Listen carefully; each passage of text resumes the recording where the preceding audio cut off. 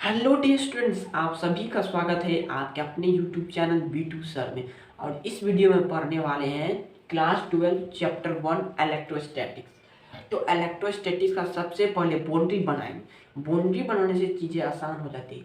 हमें पता चलता है कि कितना दूर पे छक्का है, कितना दूर पे चौका है, एक गी लेना है, दुग्गी लेना, ये हमको ऑल आउट पता चलता है। ठीक है, तो इलेक्ट्रोस्टैटिक जो होता है दो वर्ड से मिलकर बना है।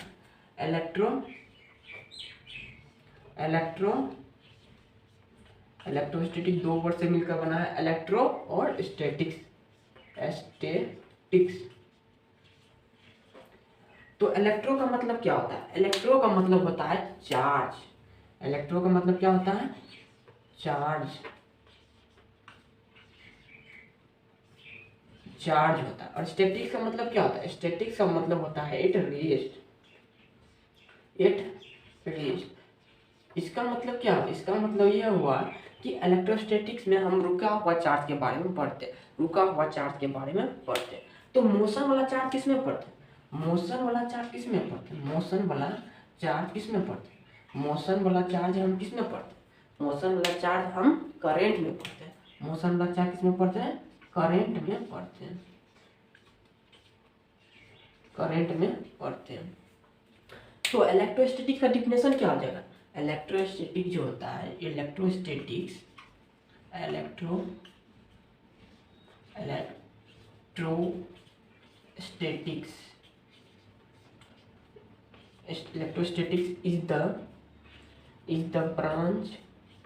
is the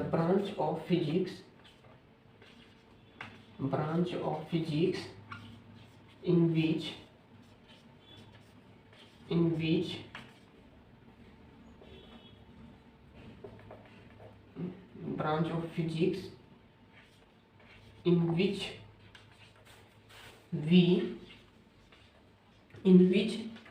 we study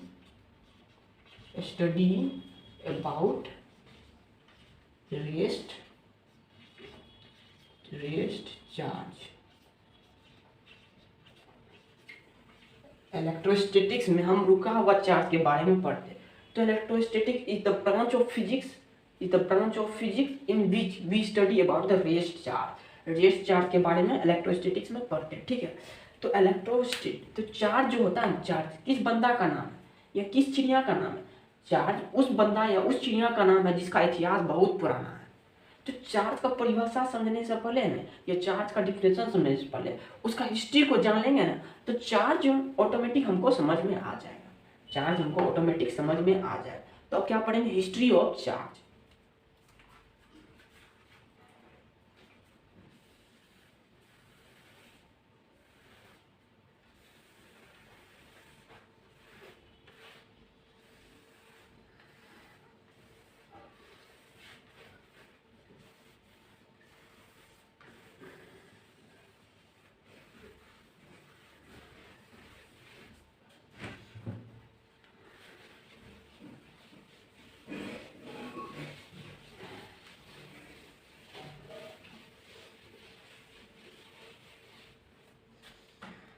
history of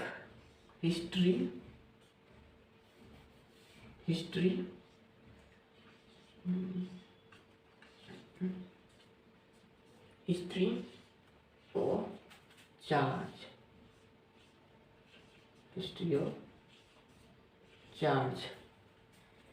कुछ साइंटिस्ट के नाम हैं, जैसे थेल्स हो गए।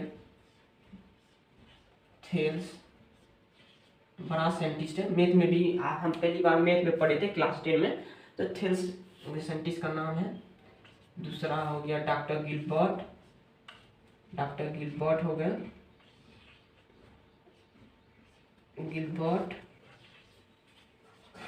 उसके बाद थॉमस ब्रोन आए बहुत दिन के बाद। थॉमस ब्रोन आए। उसके बाद आए बेंजामिन फ्रैंकलिन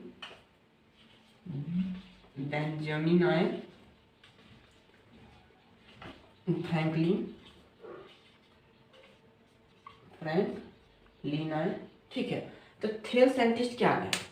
थेल्स कहें कि नेचर में कुछ पदार्थ जैसे अंबर, कैट्स पर बिल्ली का खाल, जिसको आपस में रा करके लगते हैं ना, तो उसके बीच में क्या होता है, अट्रैक्शन होता है।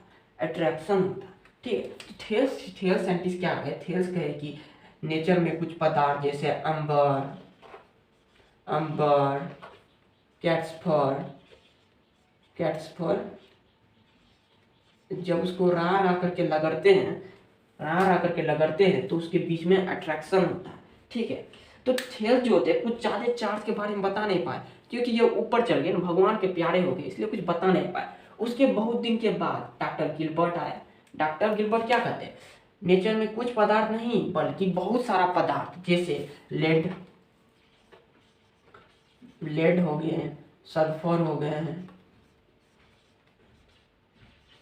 सल्फर, लेड, ऐसे बहुत सारा पदार्थ जब उसको रा करके लगते हैं तो उसके बीच में क्या होता है, अट्रैक्शन, उसके बीच में अट्रैक्शन होते हैं। जब बहुत सारा पदार्थ उसके बीच में क्या होते हैं, बहुत सारा पदार्थ को आपस में लगड़ते हैं, बहुत सारा पदार्थ जैसे लेड हो गए, सल्फर हो गए, जब उसको रा करके लगड़ते हैं तो उसके बीच में अट्रैक्शन होता है।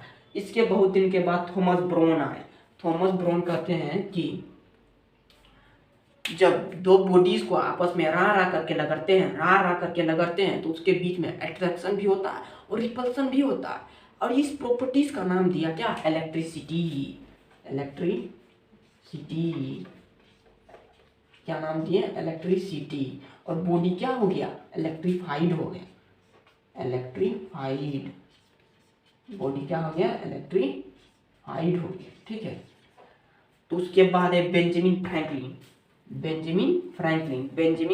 क्या कहते हैं, जब दो बॉडीज को आपस में रा करके लगड़ते हैं उसके बीच में अट्रैक्शन भी होता है और रिपल्सन भी होता है। उस प्रॉपर्टीज का नाम दिया चार्ज, और बॉडी क्या हो गया, चार्ज हो गया। ठीक है, एक्चुअली बेंजामिन फ्रैंकलिन वो साइंटिस्ट है जो कि बताएं कि चार्ज होता है ना, दो प्रकार का होता है। चार्ज कितने प्रकार के होते हैं, दो प्रकार का, पॉजिटिव चार्ज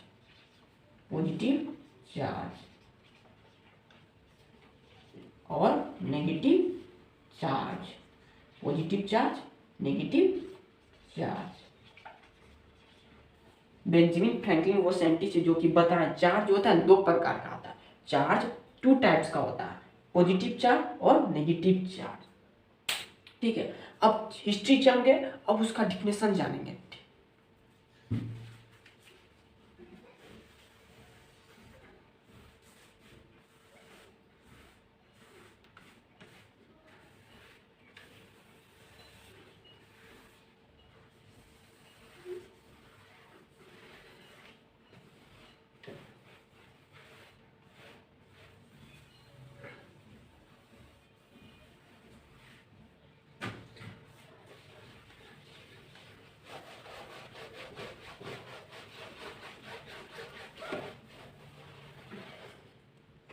चार्ज का डिफिनेशन जानेंगे। ठीक है, definition of charge.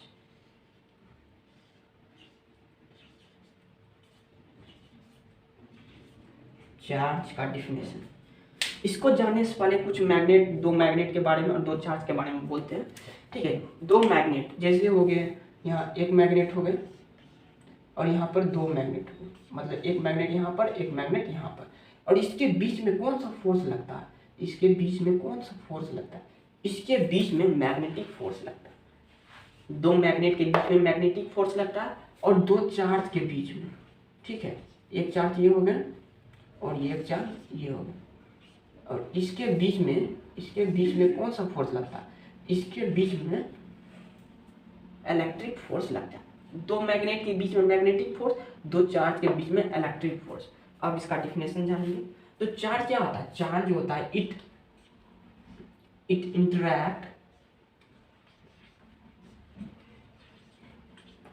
interact bodies by electric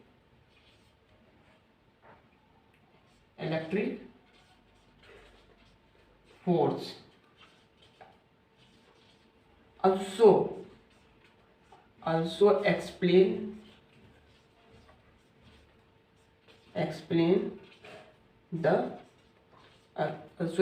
the magnetic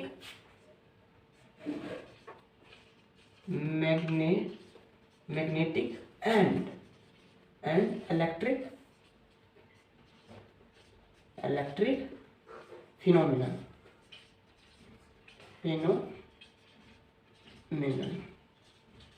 ठीक है। It interact bodies, it charge का क्या हुआ definition, it interact bodies by electric force also explain the electric and magnetic phenomena, charge क्या होता है, it interact bodies by electric force also explain the magnetic and electric phenomena। ठीक है, अब पढ़ेंगे बेसिक कॉन्सेप्ट ऑफ चार्जिंग। जिसे charge करने का मेथड जो होता है, बहुत सारा मेथड होता है, चार्जिंग में इंडक्शन, चार्जिंग में कंडक्शन, चार्जिंग में फ्रिक्शन, बहुत सारा मेथड होता है। उसका बेसिक कॉन्सेप्ट है ना एक ही होता है, उसका बेसिक कॉन्सेप्ट एक ही होता है। जैसे गेहूं से हमको आटा बनाना, जब गेहूं को हम चक्की मशीन में डालेंगे तो चर चराचर क्या बन जाएगा, आटा बन जाएगा। जब गेहूं को हम मिक्सर मशीन में डालेंगे, मॉडर्न जमाना का मिक्सर मशीन में डालेंगे तो चर चराचर क्या बन जाएगा, आटा बन जाएगा। जब गेहूं को हम सिल्ला लोड़ी पर देंगे चर चराचर क्या बन जाएगा, आटा बन जाएगा। उसी पर मेथड जो होता है ना, मिशन किसी भी बॉडी को चार्ज करने का मेथड जो होता है बहुत सारा, तो उसका बेसिक कॉन्सेप्ट एक ही होता है। जैसे गेहूं में उसका बेसिक कॉन्सेप्ट क्या हो गया, गेहूं चुराएगा या पिसाएगा तो आटा बनेगा। उसका बेसिक कॉन्सेप्ट क्या हुआ, गेहूं पिसाएगा तो आटा बनेगा। ठीक है, उसी प्रकार बेसिक कॉन्सेप्ट ऑफ चार्जिंग देखेंगे।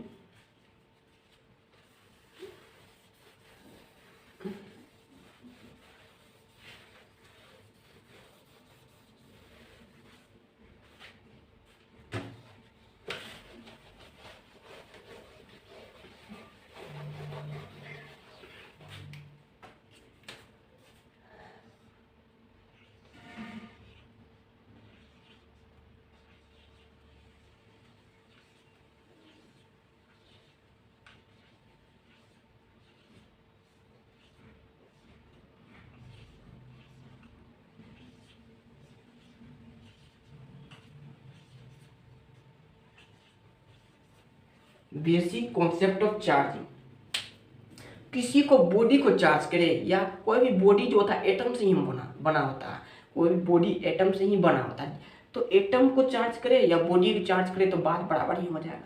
तो एटम के बारे में बोलते हैं। ठीक है, ये एक एटम हो गया। ठीक है, एटम के बीच में क्या होता है, न्यूक्लियस होता है। एटम के बीच में न्यूक्लियस होता है, न्यूक्लियस के अंदर प्रोटॉन होता है और न्यूट्रॉन होता है, प्रोटॉन और न्यूट्रॉन होता है। और उसका इलेक्ट्रॉन जो होता है प्रोटॉन और न्यूट्रॉन का चक्कर लगाता है। इलेक्ट्रॉन क्या होता है, चक्कर लगाता है। ठीक है, चक्कर लगाता है।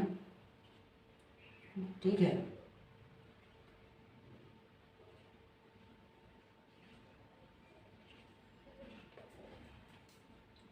किसी भी एटम के बीच में न्यूक्लियस होता है, न्यूक्लियस के अंदर में प्रोटॉन होता है और न्यूट्रॉन होता है, और इलेक्ट्रॉन क्या करता है, उसके चारों तरफ चक्कर लगाता है, तो जो इलेक्ट्रॉन जो होता है, इलेक्ट्रॉन के पास नेगेटिव साइन होता है, और प्रोटॉन के पास क्या होता है, पॉजिटिव साइन।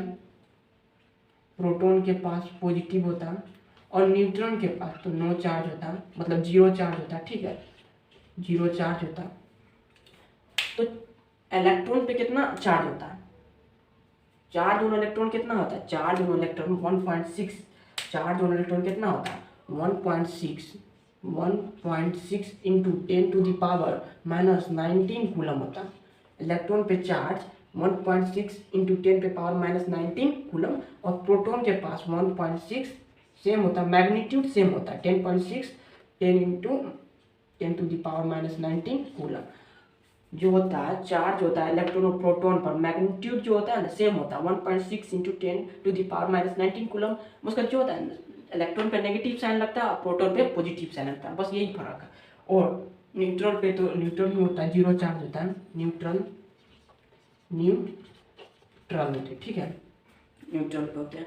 जैसे कोई भी बॉडी है, जैसे हो गया, जैसे कोई भी एटम, ये हो गया एटम, इसके पास 5 इलेक्ट्रॉन है और 5 प्रोटॉन है।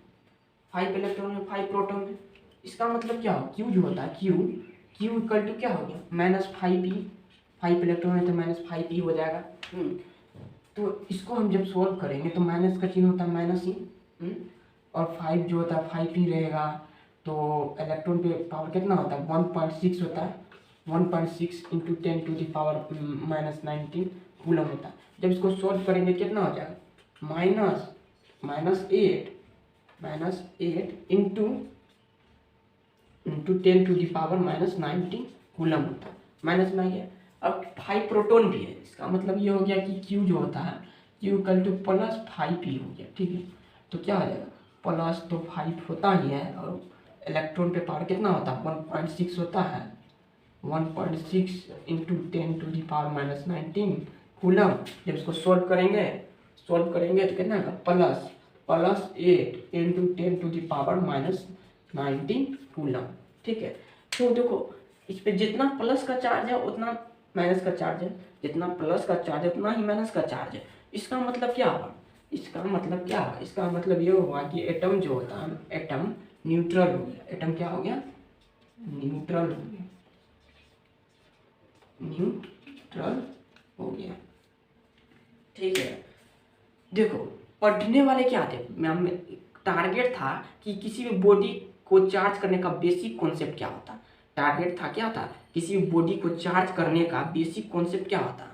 मगर क्या पढ़े कि कोई भी एटम न्यूट्रल क्यों होता है, एटम न्यूट्रल क्यों होता है, इसी को बोलता है।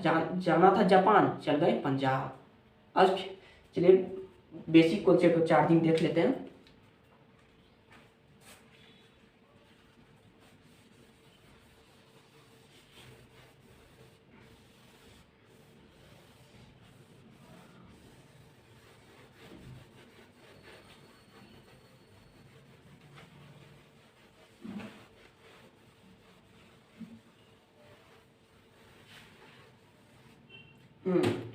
अगर आपसे कोई पूछ लेगा कि किसी बॉडी को चार्ज करने का बेसिक कॉन्सेप्ट क्या होता है, तो क्या बोलेंगे आप। या ये पूछ लेगा आपसे जो एटम जो होता है एटम न्यूट्रल क्यों होता है, एटम न्यूट्रल क्यों होता है, तो आप उन्हें बता देंगे ना जितना पॉजिटिव का चार्ज होता है उतना ही नेगेटिव का चार्ज होता है। ठीक है, अब पढ़ते हैं बेसिक कॉन्सेप्ट ऑफ चार्जिंग।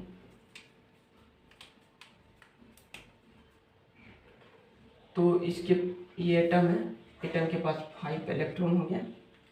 कितना हो गया एटम के पास हो गया 5 इलेक्ट्रॉन और 5 प्रोटॉन। जब इसमें 5 इलेक्ट्रॉन में से एक इलेक्ट्रॉन बाहर निकालेंगे, ठीक है, तो क्या होगा, तो एटम हो जाएंगे क्या हो जाएगा, इसमें 4 इलेक्ट्रॉन हो जाएंगे और इसमें 5 प्रोटॉन ही रह जाएंगे। ठीक समझ में आया। तो एक इलेक्ट्रॉन बाहर गया, इसका मतलब क्या होगा, क्यू जो होता है क्यू चार्ज इक्वल टू कितना है, जितना बाहर जाएगा इसका मतलब पॉजिटिव 1 इलेक्ट्रॉन। एक इलेक्ट्रॉन बाहर गए, एक इलेक्ट्रॉन बाहर जाने से क्या होगा, एटम हो गया पॉजिटिव चार्ज है, क्यू इक्वल टू +1e। तो जब इसको सोल्व करेंगे तो प्लस होता है +1, प्लस का साइन है +1, और एटम का पावर कितना होता है 1.6 into 10 to the power -19 coulomb ये होता है। ठीक है, तो क्या ना होगा, इसको सोल्व करेंगे तो इतना ही ना आ जाएगा 1.6 into 10 to the power -19 coulomb, सिर्फ पॉजिटिव में हो जाएगा। ठीक है, ये चार्ज हो गए, एटम क्या होंगे चार्ज हो गए। उसी प्रकार जब इसमें से 2 एटम निकाल लेंगे, कितना निकालेंगे 2 एटम, 2 इलेक्ट्रॉन निकाल लेंगे, तो क्या हो जाएगा 2 इलेक्ट्रॉन निकालने से तो हो जाएगा कितना 3 इलेक्ट्रॉन हो जाएगा और इसमें 5 प्रोटॉन ही रह जाएगा। 2 इलेक्ट्रॉन निकालने से हो जाएगा कितना, 2 इलेक्ट्रॉन निकालने से Q इक्वल टू 2e हो जाएगा। 2 इलेक्ट्रॉन निकालने से +2 इलेक्ट्रॉन हो जाएगा। तो इसको जब हम सोल्व करेंगे कितना आ जाएगा, तो इसको जब हम सोल्व करेंगे +2 इंटू इलेक्ट्रॉन पे कितना चार्ज होता है 1.6 into 10 to the power -19 coulomb होता है। इसको सोल्व करेंगे तो 3.2 into 10 to the power -19 coulomb हो जाएगा। उसी प्रकार इसमें से हम n इलेक्ट्रॉन्स निकालेंगे। उसी प्रकार जब इसमें से हम कितना निकालेंगे, इसी में से हमको n इलेक्ट्रॉन बाहर निकालेंगे। कितना? n इलेक्ट्रॉन बाहर निकालेंगे तो क्या हो जाएगा? जब इसमें से n इलेक्ट्रॉन बाहर निकालेंगे तो कितना बच जाएगा?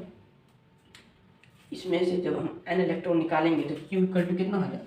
Q equal two plus n electron, तो प्लस n ही हो जाएगा। समझ में आया? जब हम ये एटम में से n इलेक्ट्रॉन बाहर निकालेंगे तो मतलब उतना ही पॉजिटिव चार्ज हो जाएगा, तो प्लस n ही हो जाएगा, प्लस n ही हो जाएगा। जब इसको सोल्व करें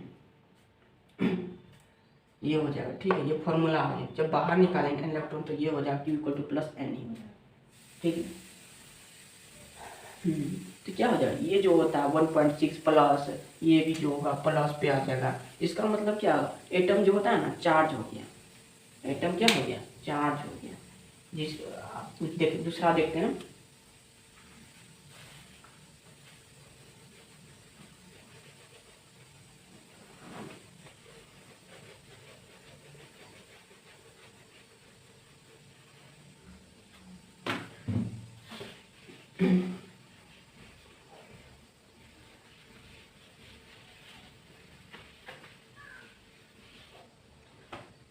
जैसे हो गया 5 इलेक्ट्रॉन, फिर से 5 इलेक्ट्रॉन और 5 प्रोटॉन है। ठीक है, 5 इलेक्ट्रॉन है, एक इलेक्ट्रॉन बाहर आए, मतलब अंदर आए, एक इलेक्ट्रॉन अंदर आए, तो एक इलेक्ट्रॉन अंदर आए। ठीक है, तो इसका मतलब क्या होगा? इसका मतलब ये हो गया कि 6 इलेक्ट्रॉन हो गया और 5 प्रोटॉन हो गया।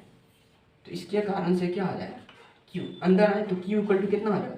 अंदर आने से नेगेटिव साइन होता है इलेक्ट्रॉन, तो माइनस Q इक्वल टू -1 हो जाएगा। -1, जब इसको हम सोल्व करेंगे -1 इंटू इलेक्ट्रॉन पे कितना चार्ज होता है? 1.6 इंटू 10⁻19 कूलम होता है। तो इसको सोल्व करेंगे तो कितना देगा? -1.6 इंटू 10⁻19 कूलम आ जाएंगे। ठीक है, उसी प्रकार जब हम इसमें 2 इलेक्ट्रॉन डालेंगे, 2 इलेक्ट्रॉन ऐसे करके डालेंगे तो कितना आ जाएगा? 2 इलेक्ट्रॉन इसमें जब डालेंगे तो कितना आ जाएगा? तो एटम क्या हो जाएगा? तो 2 इलेक्ट्रॉन डालेंगे तो 7e हो जाएगा, 7 इलेक्ट्रॉन और 5 प्रोटॉन हो जाएगा न्यूक्लियस में।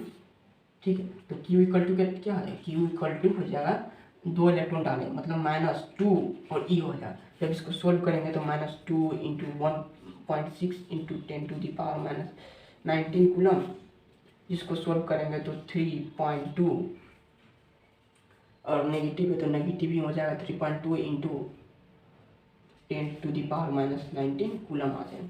ठीक है, उसी प्रकार जब n इलेक्ट्रॉन डालेंगे एटम के अंदर में, n इलेक्ट्रॉन डालेंगे तो n इलेक्ट्रॉन जब इसके एटम के अंदर में डालेंगे तो क्या आ जाएगा? Q इक्वल टू कितना आ जाएगा? Q इक्वल टू -n ही हो जाएगा। ठीक है, Q इक्वल टू क्या आ जाएगा? Q इक्वल टू -n ही हो जाएगा। ठीक है, मतलब अंदर जाने पे इसका मतलब क्या हुआ? अंदर जाने पे Q इक्वल टू क्या आता है? Q इक्वल टू अंदर जाने पे प्लस हो जाएगा और बाहर अंदर जाने पे क्या होगा? नहीं, अंदर जाने पे नहीं, बाहर जाने पे क्या हो जाएगा? प्लस हो जाएगा, प्लस n। और अंदर इलेक्ट्रॉन अंदर आने, एटम के अंदर आने से क्या हो जाएगा? नेगेटिव साइन हो जाएगा। ठीक है, ये हो गया चार्ज का फॉर्मूला। जब एटम में इलेक्ट्रॉन अंदर आते हैं तो नेगेटिव साइन होता है, जब एटम से बाहर इलेक्ट्रॉन जाते हैं तो पॉजिटिव साइन होता है। तो उसका बेसिक कॉन्सेप्ट क्या होगा? किसी बॉडी को चार्ज करने का बेसिक कॉन्सेप्ट क्या होगा? Transfer of electron. क्या हो गया? Transfer of electrons. अगर आपसे कोई पूछ लेगा, ए बेटा किसी भी बॉडी को चार्ज करने का बेसिक कॉन्सेप्ट क्या होता है बेटा, तो आप बता देंगे ना उसे कि किसी भी बॉडी को चार्ज करने का basic concept transfer of electron होता है। ट्रांसफर ऑफ इलेक्ट्रॉन, इसका मतलब क्या हुआ? देख लेते हैं आगे।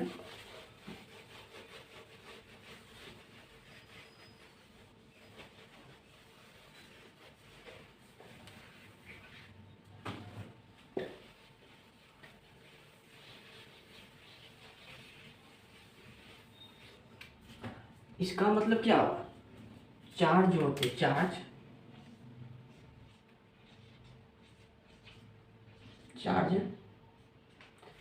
चार्ज को चार्ज करने का बेसिक कॉन्सेप्ट क्या? Transfer of electron.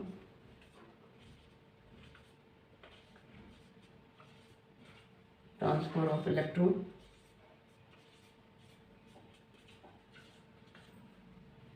Positive charge का मतलब क्या हो गया, पॉजिटिव चार्ज का मतलब क्या हो गया, पॉजिटिव चार्ज का मतलब, और नेगेटिव चार्ज का मतलब क्या हो गया, नेगेटिव चार्ज का मतलब क्या हो गया। पॉजिटिव चार्ज का मतलब हुआ कि deficiency of electron, positive electron बाहर गए, मतलब इलेक्ट्रॉन की कमी, बाहर जाने से क्या होगा, डिफिशियंसी ऑफ इलेक्ट्रॉन,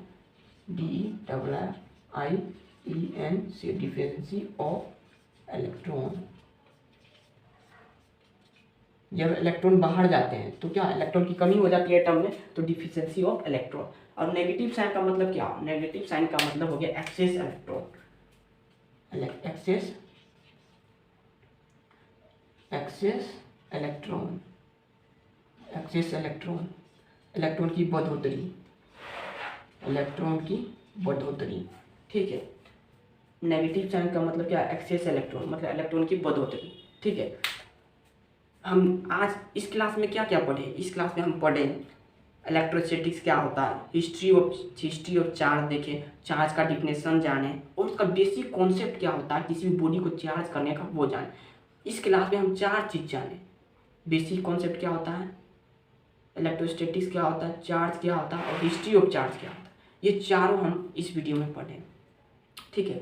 इसके अगले वीडियो में हम मेथड ऑफ चार्जिंग पढ़ेंगे कि कितने मेथड ऑफ चार्जिंग होते हैं, और कुछ क्वेश्चन भी करेंगे, कुछ सवाल भी करेंगे, प्रैक्टिस करेंगे कुछ क्वेश्चन इस पे, ये वाला फॉर्मूला पे Q equal to n plus n या माइनस एन जो होता है, तो इसके बेस पे कुछ क्वेश्चन करेंगे।